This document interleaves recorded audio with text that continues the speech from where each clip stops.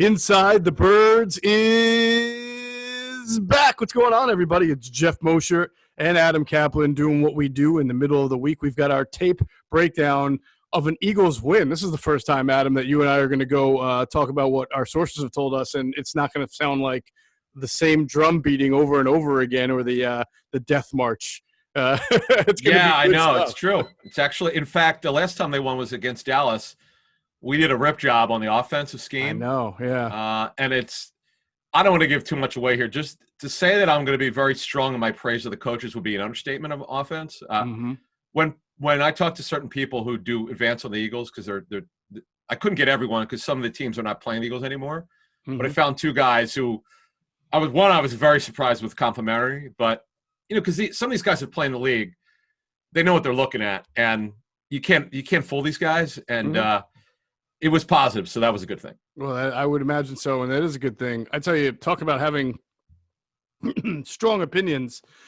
Tales from the Blind Side came out on Monday, as it always does, on the Inside the Birds YouTube channel and podcast platforms. And Jamal Jackson, Todd Harriman's, Trey Thomas were very, very they were happy for the first time in a while being former Eagles, but exactly. They also had some very strong opinions about the week leading up, some of the things that were said in the locker room, the way it appeared some people were either trying to take sides or not. So it was a really interesting Tales from the Blind Side. I would encourage everybody to check it out. The best thing about that show is that you really get like an insider from a player standpoint on what players generally tend to think about situations like these that can be controversial. I have a question. I haven't listened to it yet. On this particular show, because I would think they'd be praiseworthy O-line, but did they think the O-line played well?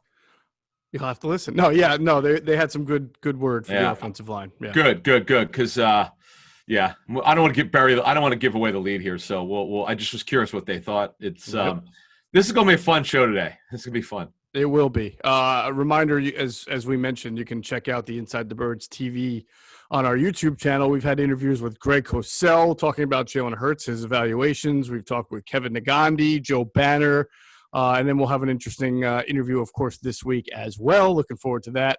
And Grilling the Birds with Trey Thomas and Derek Gunn, another one of our shows that gets a lot of attention because you get some great personalities there, will be out on Thursday. So check for that both on the YouTube channel and the podcast platform, however you like to listen to it or consume it.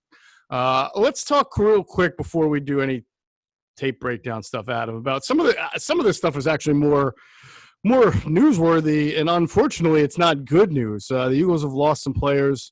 Jack Driscoll, right tackle, going to go on IR, right? So that means that he's pretty much done for the year. There's only 3 games left, and with an MCL sprain, either way, you're on IR. You're going to miss 3 games. Yeah, so it's a bad one. So he even if they make the playoffs, I think it's a grade 2 or grade 3. So a grade 3 is what Evan Mathis had. That's a 2-month injury plus. MCL sprains. I mean, it's like 0.5% of MCL sprains have surgery. It's just that if you completely tear it, you're down at least 2 months. Right. So anyway, he's not coming back. So Matt Pryor takes over. This is the thinnest, Geoff, that they are on the offensive line. If you look at it, Brandon Brooks out for the season, their right guard, torn Achilles. Jason Peters is filling in with him at right guard.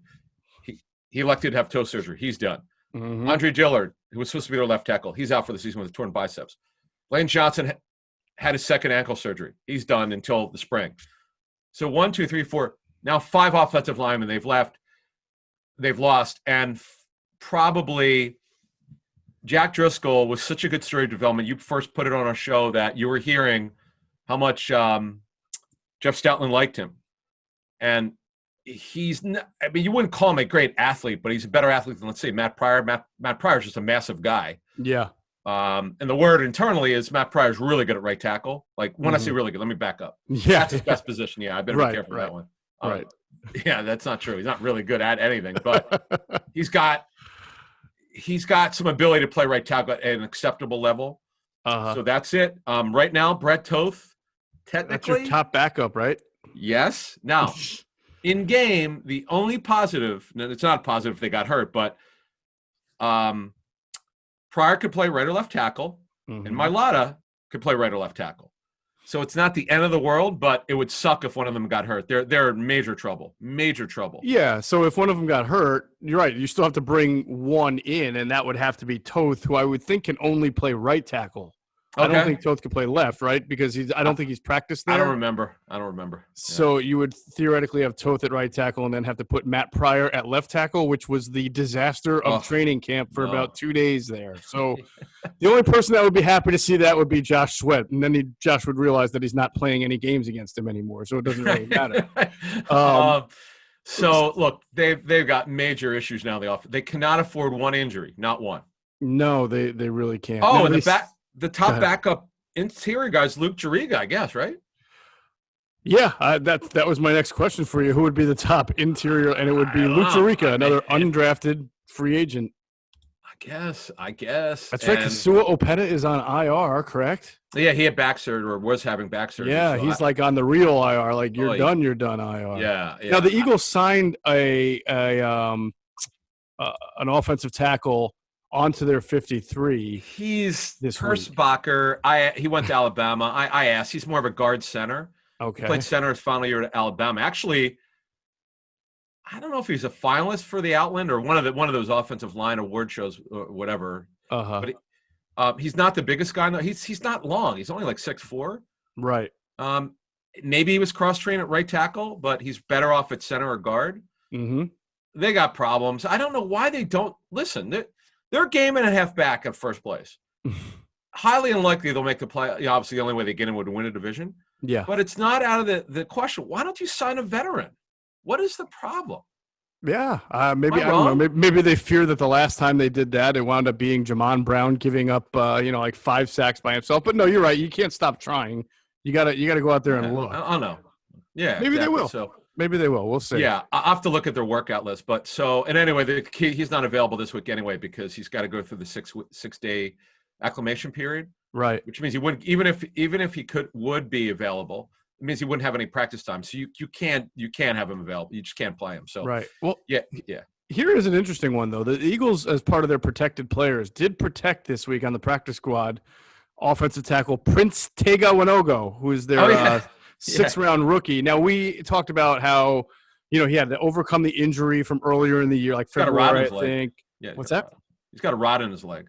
Right, but it's he's been practicing. He's playing a team. He's healthy, and it's now the end of the year to where you've gotten some seasoning. I wonder if he would have to be considered an option if there was somebody who would get hurt. I'm gonna check into it. It's a good question. I just know that I'm gonna say May or June. I knew nothing about the player, so although I think he might have been at the Senior Bowl, but I didn't know much about him. So I just wanted to. I know he went to Auburn, but I wanted to find out more about him and check out with some scouting sources. Mm-hmm. Yeah, one guy said, "Listen, he's got a rod in his leg from a leg surgery, broken leg or something." So he's a total project. Again, even if they got eliminated in the playoffs at this point, you want to protect Jalen Hurts the best way that you can. Mm-hmm. To me, I would go with a veteran, but I'm not. I don't work for them, so that's that. They want to do what they want to do, but I would want to have someone who has playing experience. But it is what it is. It is. All right, let's move on to some of the injuries that the Eagles are nursing right now. You start with Darius Slay. He's got the concussion protocol. He also has his knee. And I don't know, Doug really didn't give a whole lot of information, so we have to wait and see. Yeah, it's at the end of the week. He has got to he's in the protocol, so you're not going to know until at least Friday where he's at. Right. It's rare. It's happened a couple this season when the guys come back in like 4 days to start practicing. Mm-hmm. No. Well, what happens is you're limited. That means you're progressing in the protocol. You've been cleared to practice, which is big. So we'll see. We'll see what happens in the week. Yeah. I always say Max is out. The tip of the hand on that real quick, though, is that part of the concussion protocol is that you have to get on the field one of those days, like within a certain amount of days, just to get the feeling of, you get tested again. Because some people, I always caution, you see someone who's in the concussion protocol and they practice that day, they're on the practice report and they think that everything's fine. I say, no, that's actually part of the protocol. You have to be out there on the field. So the hand tip is, if you don't even see the player getting onto the field for that practice, part of the protocol, then it's usually means that they're not ready yet. They're not advanced through to the next stage. Right. There's whatever it is, 5 or 6 steps of the protocol. There's the last one's return to play. Mm-hmm. I remember writing about this at ESPN. The first step might be, you're allowed in the building. There's cardio, There's some certain terms that you have, and then once the guy's allowed to practice, is the step 4. Mm-hmm. At least it's at least step 4 if it's not 5. Right. And then obviously the last step is getting cleared by independent neurologists, but we'll see what happens. Pederson said that Maddox is not playing with his knee injury. We don't know exactly what it is. That's terrible. They are so bleeped up at corner now. It's bad. If Slate can't play, first of all, Mills has to play corner, okay? They got plenty of safeties. They may not be any good yet, or they're very young, but at least they have players. Now, Kevon Seymour, he's going to have to play a lot of snaps, one way or the other. Yeah. So let's say I feel like the best case scenario now is that you do get Darius Slay back, and it'll be Slay at one corner, Jalen Mills at another corner, and you'll be able to have Nickel Roby-Coleman at your slot. And if that's the worst, that's actually not bad because at least Jalen Mills was a corner. It's not like you're taking somebody off the bench that you'd never played. I mean, he's played corner. And then your safety picture will be a little bit difficult there because that's now you're without your 2 starting safeties in Mills and McLeod. Correct. So your safety picture is probably going to be Kayvon Wallace and Epps, which isn't great. I got to say. No, it's not. It's not wonderful. Yeah, I mean, because they played that package earlier in the season where one was a rundown guy, the other guy was a pass down guy like Epps, and then you got Elijah Riley's never played. Braylon Arnold, he had an injury. He got an injury late last week, so I don't even know if he's available this week. He was inactive this past game. It's bad. Now they're razor thin at corner right now. Okay, they did protect the kid Jamison Houston. He only played on special teams this past game. He's probably going to have to play on defense this game. They don't have anyone else. Where else can they go corner? Anything you could think of? I cannot think of anything. Nope. I don't even know if anybody's been released. Yeah. No, he's hurt. Is right. Is he on IR or is he just? No, that's true. He could come back this week. But to be honest, when you talk about Michael Jacquet, it's not too different than talking about Kayvon. What's his last name again? Seymour, because Michael Jacquet has only played 1 game in his entire life, and he didn't play the whole game, or maybe 2, right? He's played in parts of games. I mean, he's no more experienced than Seymour, who actually has played in some games before he was with the Eagles as well. Yeah, I don't know who Lavert Hill is. I know they signed him to the practice squad. I love that. He's never played in a game, so I don't know anything about him. Lavert Hill. So, look, they got major problems, and they just happen to be playing the team that plays 4 wide more than any team in the National Football League with the Cardinals. Yeah. So that's going to be a problem. And then, obviously with McLeod out for the season with the torn ACL, we'll get into his contract and some other stuff on our Friday show when we preview the game against the Cardinals. But he's got 1 more year left. There's some fully guaranteed money in it. It's not a ton, but he's having a good year, man. That was a smart move to bring him back. I know that they had said that they wanted someone with veteran experience back there, and that was a good move. I mean, he did a good job. It's too bad. This is not the week to be playing the Cardinals, but you know what? It is what it is. That's what it is. That's the way the schedule breaks. You didn't have to face Drew Brees, so I mean, now you got to pay the piper. Yeah, that's true. All right, and of course, as we mentioned, Rashad Smith, the linebacker, Jamison Houston, the cornerback, did revert back to the practice squad, but Houston was protected, and Smith, along with Winogo and Jordan Howard. Yeah, Jordan Howard. I wonder. This is something we'll get into our Friday preview show, but I do wonder, before we get to our tape notes, to me, this is a game you cannot get in a throwing contest with the Cardinals. Obviously, if you get behind, you don't have a choice. But this speaks to me as a run game with Sanders and maybe Howard and obviously Hurts. That's what I would do, but I'm not Doug Pederson, so we'll see what happens. We will see what happens. Meanwhile, go see what's going on at phlsportsnation.com. They are covering all of the Philadelphia sports teams like nobody else. You got the Phillies, the Eagles, the Sixers, the Flyers, and the Union. They're enhancing the fans' experience with their great content and coverage. They are for the fan, by the fan. That's their motto. Check them out on Twitter at phlsportsnation, but go to that website, phlsportsnation.com. We'll take a quick step back here for a word from our great sponsors, including our friends at Sky Motor Cars. All right, Adam, let's get into some of our film. Obviously, we should start with Jalen Hurts against the defense. I watched a little film myself, kind of verified what I thought. I thought he played a pretty good game. I mean, I don't have too many criticisms. There were a couple plays where you'll notice, and we talked about it against the Packers, where, you opt to run and bail out there quickly when there are some guys routes developing. But I don't knock that guy. If it was Carson Wentz, I would knock it and say you're 5 years in. This is his first start. He moved the chains. He did what he was asked to do. And I'll go through some of my sources, but I'll let you start with what yours told you. Yeah, it's funny you said that, because once I was getting these notes on Monday night and Tuesday morning, I was like, I got to walk, because a couple guys gave me some stuff to look for. Mm-hmm. Jordan Mailata, I got a man crush on this guy. You want to start with the O-line. All right. Jordan No, but Mailata, I got to tell you, every guy I talked to this week just were blown away by Mailata in this game. I know there were some run plays where he either didn't block the right guy, or he's got the issues with the hand usage. That's still, but until you see it on the All-22, someone could tell you what it looks like, mm-hmm. but until you see it, he obliterated at least twice 92, which is Marcus Davenport. Mm-hmm. Two guys mentioned to me it was a specific run, 7 yards with Sanders. He just I don't know if he elbowed him or just smashed him. I loved it, but I'll tell you what. I just wanted to mention at the top here, because I love watching Mailata. What a stud this kid's going to be. Yeah. I mentioned he had a block on Sheldon Rankins where he basically just threw him around like a rag doll. Yeah, he did. Right. Yeah, really that's impressive. another one. Right. Yeah. But all right, so let's get to number two. So, and excuse me when I say numbers, because the people that I speak with only talk numbers.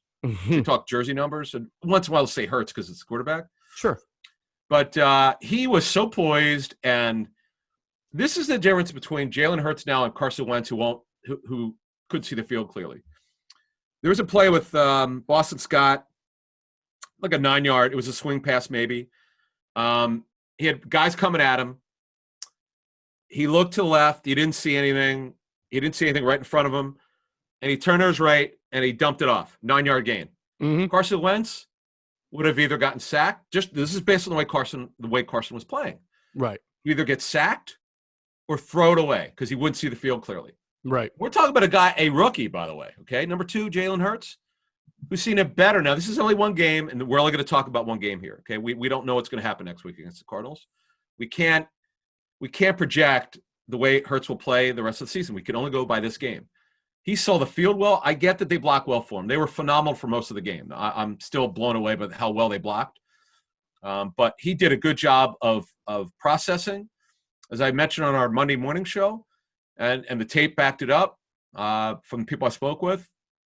He absolutely was decisive when he decided to run it. He didn't hesitate. Was it sometimes one read and run? Okay, you'll live with that. You know why? He got a first down. Right. He was decisive. He said, I see space. I'm going. Good. That's what you wanted. If you got a guy who runs a lot, okay, and he does it smartly, he only will do it. Like this game is a good example of it. He only did it when he knew he had a lot of space, or he threw it.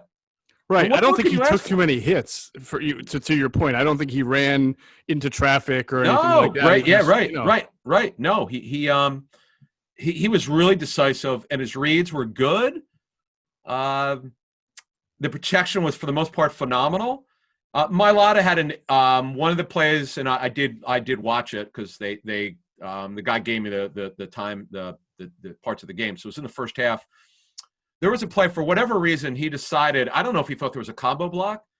He decided to help out Seumalo for whatever reason. And by the time he got back to the defensive end, which was 92, Davenport, he got by him. And then what happened was he had to make up for it. So he tried to hit him in the back, and Hurts got hit as he was throwing, so it was incomplete. So that was on him. Right. So there was some kind of miscommunication.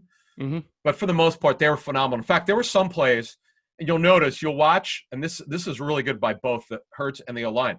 They gave him so much time to survey. So what happened was, there was this one play. I didn't write the time code on there, but there was one play. He must have had 7 seconds. He just kept scanning. He had nobody. Then he would just either he threw it out of bounds or dumped it off. I can't remember.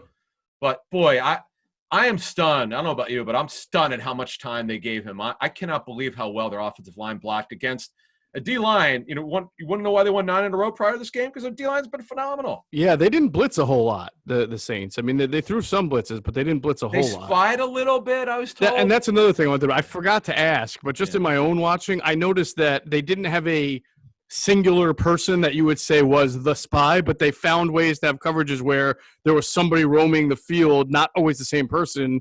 And a lot of times, Jalen beat the first third down of the game. He beat Demario Davis to the edge, where Davis backed up, had his eyes on him the whole time, was following him around, and he just outraced him to the edge, which is always what you want.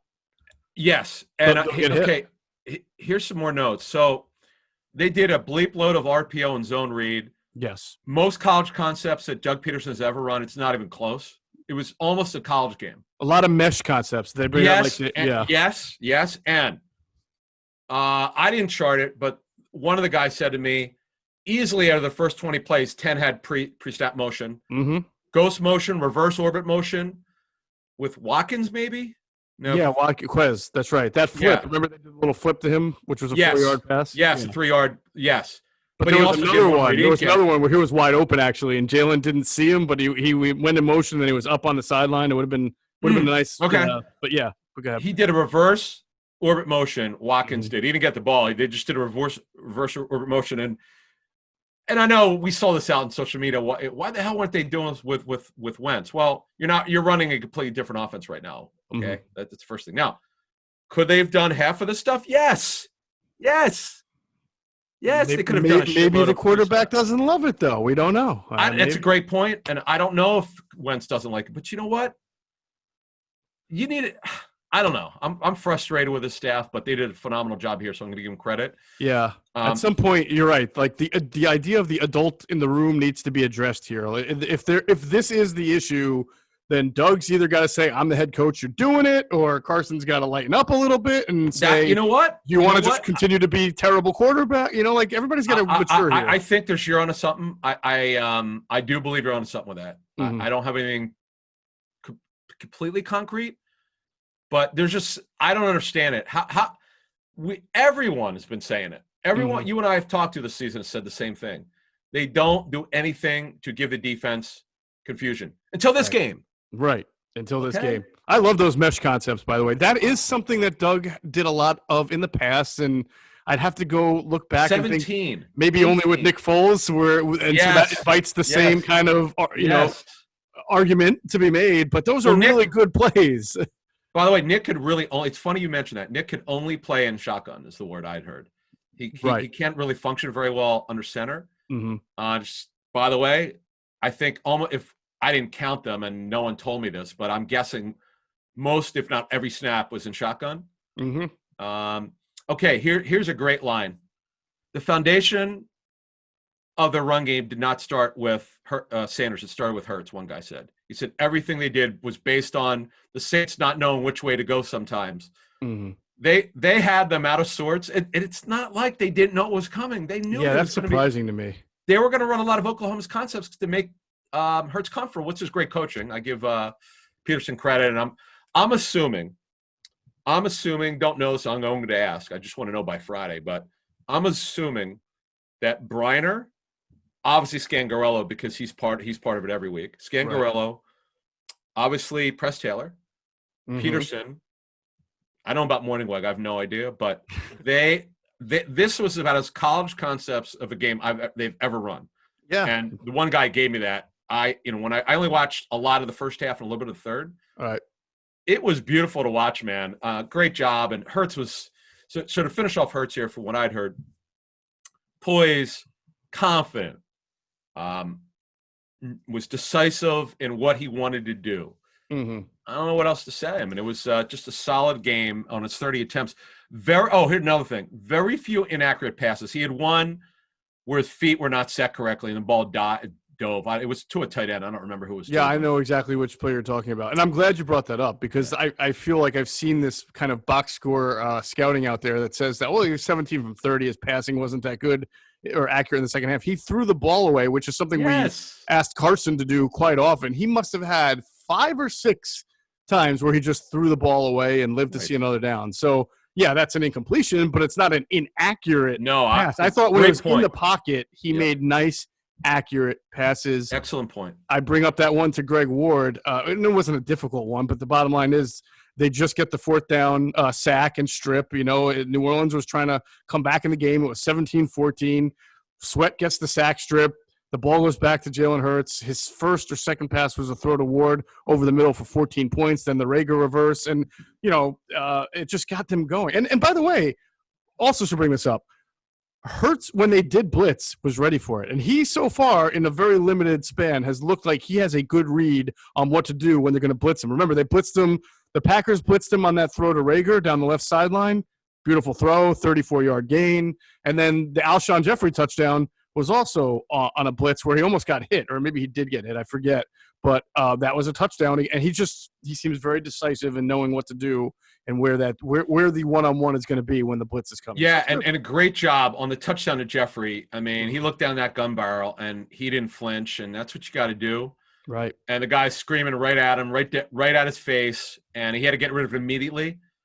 Mm-hmm. And that just was a great job. I mean, he was so poised. Eagle fans have to be really happy with this performance. The coaches deserve a ton of credit. The kid did for processing and executing. Mm-hmm. I loved how he got rid of the football. And as you just said, this is probably the best point that you and I have made. He didn't turn it over. He threw the goddamn football out of bounds. I'm sorry to say it that way, but this is the difference between Wentz when he was struggling, mm-hmm. where you throw it to the other team or be indecisive. Or take this a sack. Kid was clearly coached. Clearly they got in his ear. Clearly did. Threw the ball out of bounds, 0 sacks. And that alone, right, is sometimes the difference between having a functional offense that can keep you in a game and completely bottoming out. So that's and I good. say this as a huge Wentz supporter. It's our job to criticize when it's deserved, and unfortunately, Carson's been criticized by us a lot this season. Yes, we criticize the coaches, but the coaches deserve an A+ for this game, and it's not just you and I saying it, it's people we speak with. Mm-hmm. A couple guys particularly who have destroyed and obliterated the Eagles' offensive scheme this season is one of the guys who's got I don't know what week I don't have the schedule in front. They only got 3 games left anyway, but one of the teams is coming up against the Eagles, and this guy's seen every snap the Eagles play because he does advance because he's got to. And this is the most positive this guy's been. And you know what it is? And I'm sure you saw this. We thought we might be getting some of this, but I didn't think it would be a completely college offense or whatever you want to call it. Sure. But, man, I'll be honest with you, I was not going to watch the coaching tape of how do you not talk to people. I was just, I watched it. When people are raving about it like they were, I'm like, you know what? I need to see this. Right.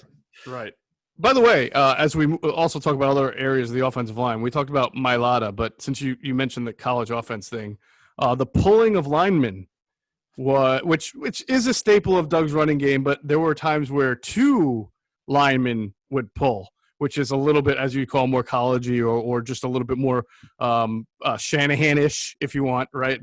And Nate Herbig, by the way, pulled a lot. I mean, talk about the least athletic guy out there. Do you notice? And it's throwing lead blocks. Funny you mentioned 67 Herbig. Uh-huh. One guy said to me, he goes, he absolutely had his jersey tapered. So what I did was I said, okay, let me watch. Uh-huh. Well, you notice the jersey, you'll see it on the coaching tape. It's hard to see it on TV. Uh-huh. But you could see it on the coaching tape. It's out of his pants, and it's really long, and it's wide. Because he can't tuck. He's so big. I don't think he can tuck it in. Whatever the rule. I mean, if you look at it, again, I didn't know this, but he's got people do advance on teams, or just anyone who watches coach tape for a living who works in the NFL. They see some things that you and I won't see. Some of the stuff is hilarious. Stuff that some stuff I don't find funny. They find funny because they look for stuff that you and I wouldn't look for. But I just thought it was funny. The guy goes, he absolutely has jersey tape. There's no way that's a double triple X. He goes, that's like a 5X. They're making Herbig sound like he's who's the guy from Wildcats? Finch, was it? Oh, yeah. Right. Who didn't want to play, and they used to have to hit him in the knees just to get him to block somebody. But you know what? This is actually not right, but I don't know how to say it. He certainly in this game looked like a better than average run blocker. Yeah. He doesn't move very well because he's so big. Right. But he's got ability. Yeah. He's going to be a key backup. I mean, you hope backup for this team. Could be for a couple of years, I think. Yeah, and then there's some development there. That's good to see. But yeah, it's always interesting when he's throwing the lead blocks on those 4th and 1s and 3rd and 1s, and he's swinging around to the other B gap. So I always like to see that. All right, the tight ends. We didn't see much out of Ertz, and I was wondering if that had a couple blocks. One was on the Miles Sanders touchdown. Yes, that one. He also had another one. There was the one where he had clear offensive pass interference, but they didn't call it. Was that the Rager, not the Rager reverse, maybe? I don't remember. But I will tell you that Rager, I love this super shallow cross. It was about as shallow as what the coaches did is they wanted to find stuff for Hurts's first start. Okay, let's make sure we get him to find reads here. They did a good job. The coaches did a and plus the good thing is when he went through his progressions, sometimes he had so much time. He was able to get it to the right guy. Goedert, he made a really good decision to get Goedert on that 17-yarder, whatever it was, a run after the catch. Yes. And then here, good job there. Right. I just love the play design on the pre-snap motion. Mm-hmm. They just got to keep doing this. I don't care who the opponent is. You got to keep doing it. I understand that now that the Cardinals have the tape now. So what? Mm-hmm. Well, I was thinking about that. Think about the advantage a little bit that the Cardinals have in preparing for the Eagles, right? You're talking about all this motion and pre-snap movement. The Cardinals play the Rams and the 49ers 4 times a year. They probably play the 2 teams that use motion, movement, play action, rollout more than anybody else in the league. So they'll be pretty well prepared for. And by the way, when they're not playing those 2 teams, they're playing Seattle twice a year with a quarterback who can really run. So I mean, if there's going to be one team that Arizona that's going to say, look, whatever you got, Eagles, we've seen it. We'll at least have a plan. Sure, it's going to be Arizona. Sure. Look, but I would say this: the Saints pretty much thought that they knew what they were getting, and it was way more than they probably thought they were getting. And the thing is, their defensive players are so smart, but they had a lot of mental errors. Something happens when you play offenses like this. We see it with the Rams and other teams, and you mentioned Shanahan. Yeah. You see it on tape, you study it, you process it in practice. But when you get in the game, some of the smartest football players, they make one false move, and it's an 80-yard play. And this is what happened on the Sanders run. A couple guys went the wrong way. One guy in particular, I don't remember who the player was, but that can't happen.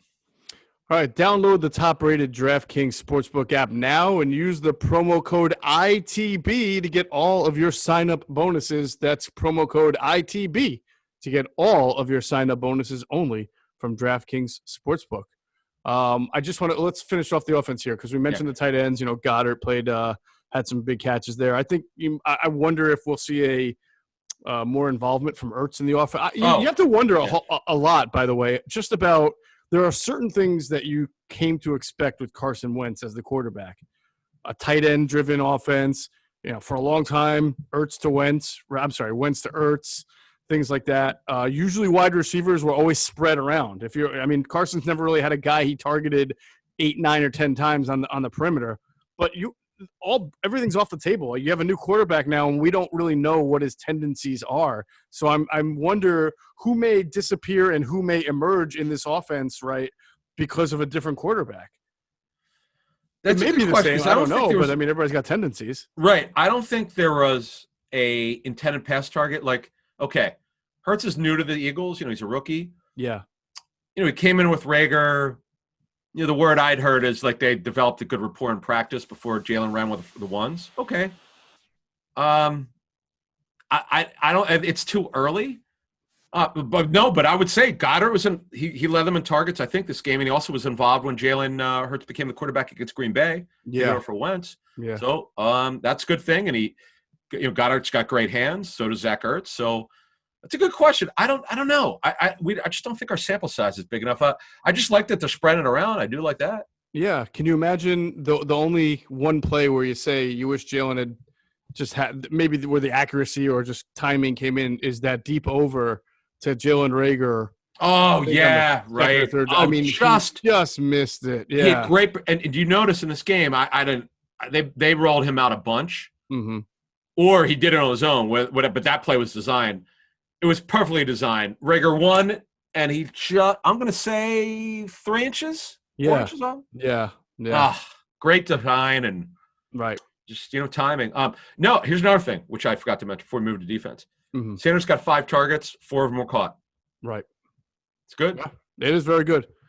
I hope they figure out a way this week to get him involved in the passing game as a kind of as a receiver, and not just a dump off guy, but a check down guy. Sure. Oh, you mean routes downfield? Yes, as a route running receiver. Yes, Real quick though, and I feel like maybe we don't know it now. We'll have to figure out kind of like what's going on with Travis Fulgham, because I think he played even fewer snaps again. 11, I think. Something. Yeah, when he was in, it's just like there's no concerted effort to try to get him the ball, and I don't know what's going on there. Yeah, I could just tell you, I don't know yet, but I suspect it's similar to what I was told it would happen in Detroit. Yeah. Well, I mentioned a couple times where he kind of lost some confidence for whatever reason, and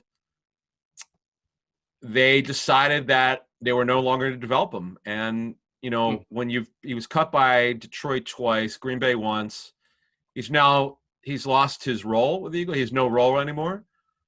You have to wonder this doesn't happen. Coaches don't decide not to play the guy. Obviously, there's something going on here with him. I don't know. Yeah. All right. Well, it's too bad because he was, 3 weeks ago. He's gifted. I want to know what's going on here. I don't know yet what's happened here, but it's just puzzling to me because this kid is clearly could be an X for years to come, as we said when we saw him go through that 4-game stretch where he led the NFL in receiving yards. Right. It's bizarre. I want to go back to that real quick. Like what we talked about, it was not a fluke. He was not a guy who was, catching balls against blown coverages. He was going up, getting the ball, showing a real knack for route running, attacking a corner's leverage. I mean, that wasn't accidental. And I agree. I think it has to be, much like with Carson, right? Has to be something going on with his confidence, and they're losing it a little bit, and he's just not, because I believe the talent is still there. I don't think it was just flash in the pan. Yeah, you don't just lose you're right. You don't lose your talent in 4 weeks. It's just, this is not good. I mean, he made some play. I really like remember that Giants game where he went up the right sideline and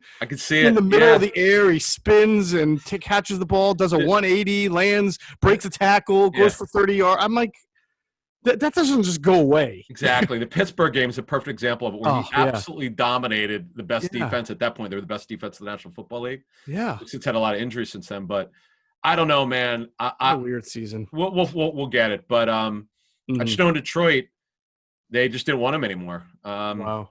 I mean, it's just a bizarre thing. Well, he's definitely worth investing, like coaching and yeah. I mean, you know what? Look, Aaron Moorhead, I've heard good things. He's got a job on his hands, obviously, for next season. The good thing, he's got a young group. Right. For next season, we're expecting that Jeffrey and Jackson obviously won't be with the football team. Right. Ward's been a good story. Rager and Watkins and Hightower. Greg Cosell's comments. Where did we ask him about Hightower? Where did we ask him? He was great. He gave toward the end of the show, and he was definitely not a fan of Hightower's route running. Yes. Yeah. So but you know what? Like, again, you're a rookie. You're a 6th round. Although Greg did mention that also. That what do you got a rookie and he's a 5th round pick or a 5th round pick, right? Yeah, 5th. Yeah. And now you're playing Quez Watkins, who's a rookie and a 6th round pick, and has even fewer games or snaps of experience. I can't imagine his route running is that much better. Well, and he got in the first quarter. I was like, wow, okay, I wasn't expecting this. Yeah. Well, maybe that's why, because they didn't think New Orleans was expecting it. So it could have been a little. But no, great job. Just before we move to defense, just Hurts, thumbs up, A+ for his first start. Fantastic. I give him an A-. He fumbled at a very critical. Yeah, you're right. That's true. Fair enough. And then the line was phenomenal. In fact, one guy said did he say he's seen both New Orleans offensive defense? I can't remember, but one guy said to me, he said, it's by far the worst performance the Saints have had this season on both sides. That's just credit to the Eagles coaches. They did a phenomenal job. Schwartz had it going on, and we might as well go there because yeah. All right, before we get into the defense, the holidays are around the corner. They're actually here, right? It's already Hanukkah, Christmas around the corner. If you want to stuff your stocking. Don't forget about Manscaped and our great deal with Inside the Birds that we have to offer. You go to manscaped.com, you hit ITB on the promo code, and you just have at it with your choice of any of the great products that Manscaped has to offer. We talk about them all the time. 20% off, free shipping at manscaped.com using that promo code ITB.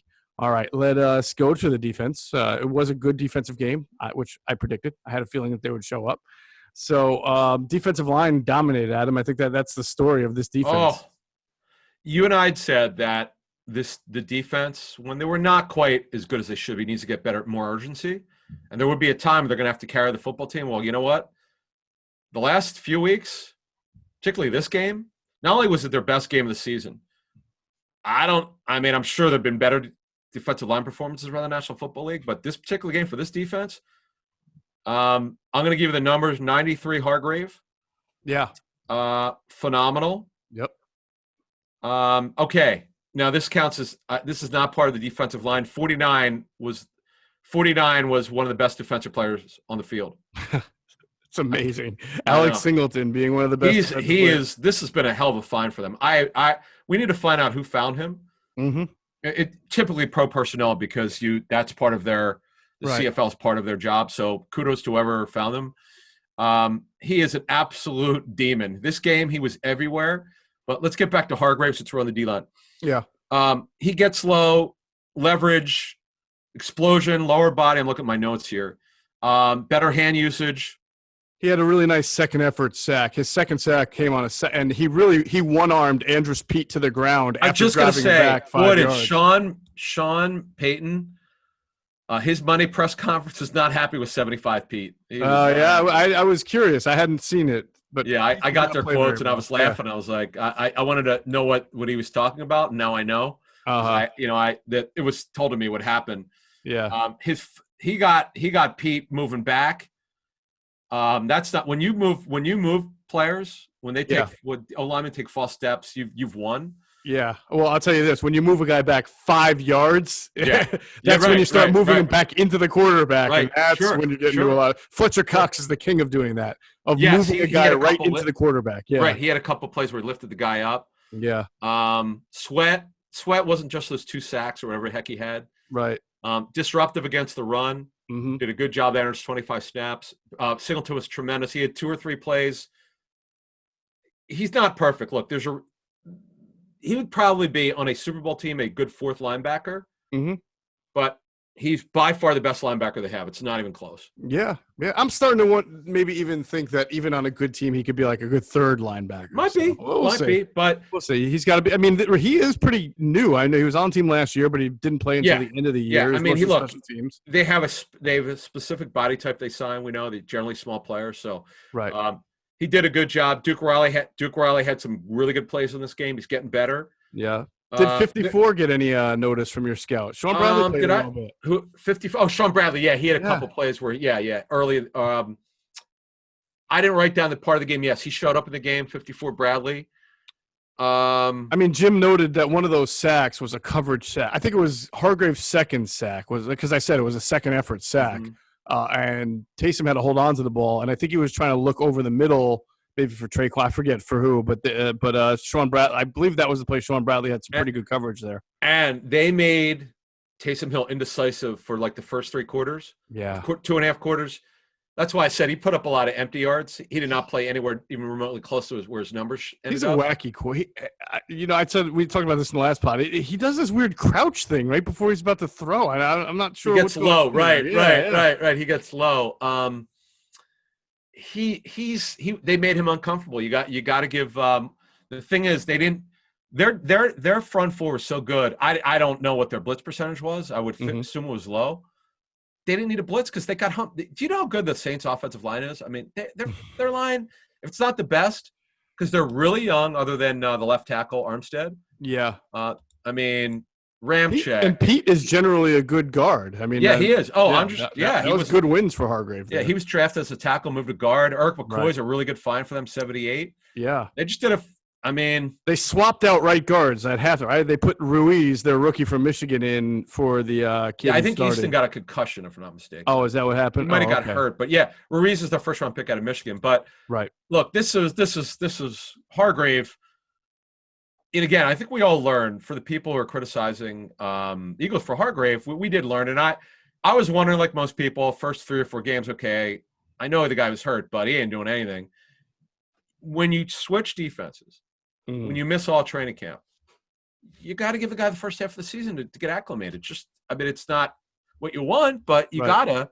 He's a stud right now. This isn't just this game. He's been coming on like gangbusters. I spent about 90 minutes this morning, maybe a little longer than that, going back and watching some Hargrave film from earlier, and it's so night and day. You know, I love when Greg Cosell always just like, I found some examples where he was like stalemated by there was one play against San Francisco, so this is week 3 earlier, where he happened to line up over the center, right, which is usually the smallest guy in the offensive line. Yeah. And that center stalemated him. He just didn't have that explosion. He goes to the ground a lot. Now, and he's still doing it a little bit. He did it against the Saints.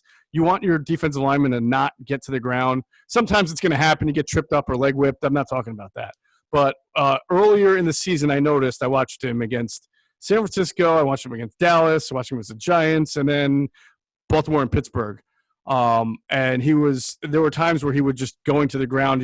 And I think, and this is what Fletcher Cox said last week, that when things are in your head and you're learning the new scheme and you're just not comfortable, you're just out of your comfort zone, right? And he's learning new techniques. And right around the Baltimore game, no, Pittsburgh. They played Pittsburgh first, right? Or was it Baltimore first?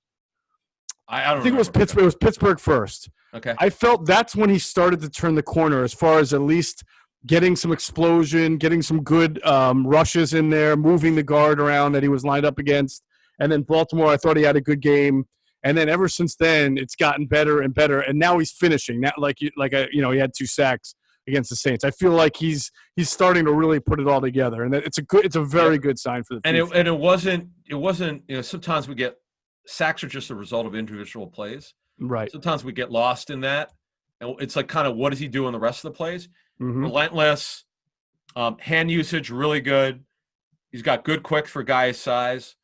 Right. This is exactly what they were expecting, and he actually probably a little bit more lately, because as you said, and you're right. I mean, this is probably the best point of all. This is the techniques that they're teaching are different than in Pittsburgh, because they run a different scheme. Yep. I mean, you can't without any offseason. The guy had no offseason. No, I know it's unbelievable. All right, so we covered the linebackers, the D-line. Obviously it's tough to talk about the secondary because half these guys may not even be right. Anymore. Josh Sweat's a stud. I mean, this is. Yeah, of course, yes. Knock on wood. I hope he stays healthy, because that 18 draft looks like, in the end, it's going to be pretty good for the 5 picks they had. Mm-hmm. This kid, Goedert, if you just compare production, is going to be a better football player because he's catching the football. Mm-hmm. But Sweat is a stud, man. This kid. Only played 25 snaps in this game, but, man, they use him the right way. We told you 2 years ago he's going to be a limited player his entire career. You're not going to play him more than probably 40% of the snaps. Right.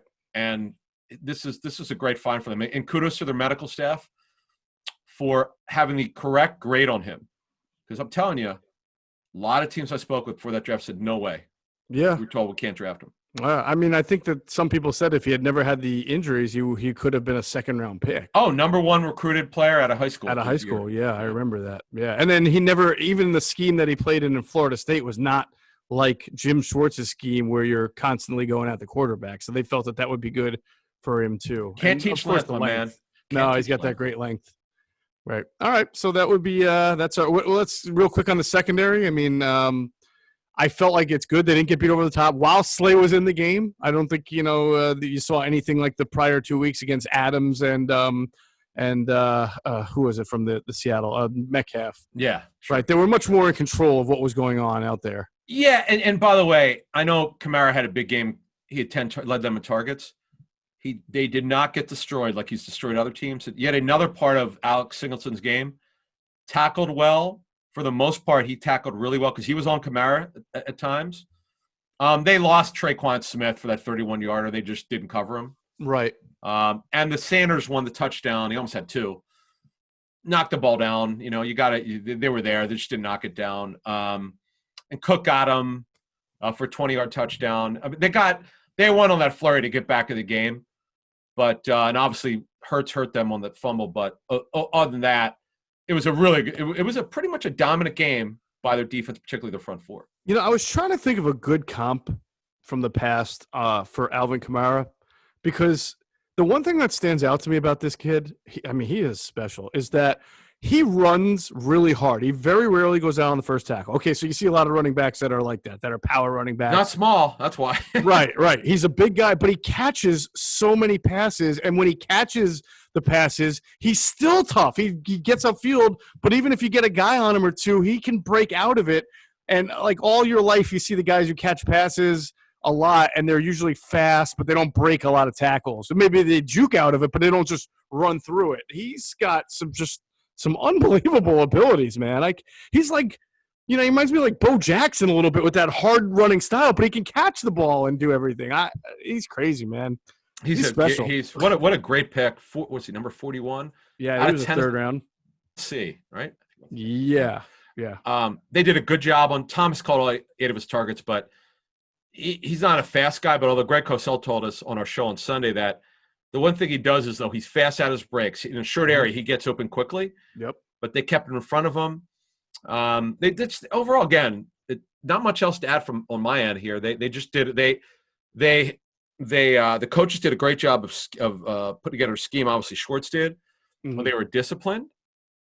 I mean, if you're an Eagles fan, and I'm assuming you all are, you got to be pretty proud of your coaching staff. They did a phenomenal job. Yeah, I would agree with that. Maybe Tiki Barber, now that I think about it. Somebody who can catch the ball and be physical at the same time. Yeah, because remember, Tiki built his body up over time. Oh, yeah. He was short, but he was very compact and strong. Yeah. All right, we'll be back Friday morning, 6 a.m. We're going to preview what has now become a very big game for the Philadelphia Eagles, as they are still in the hunt for the NFC East title. And they are playing an Arizona team that has been up and down all year, although coming off an impressive win against the Giants. And this one will be for the marbles, as we like to say. We'll have it all broken down.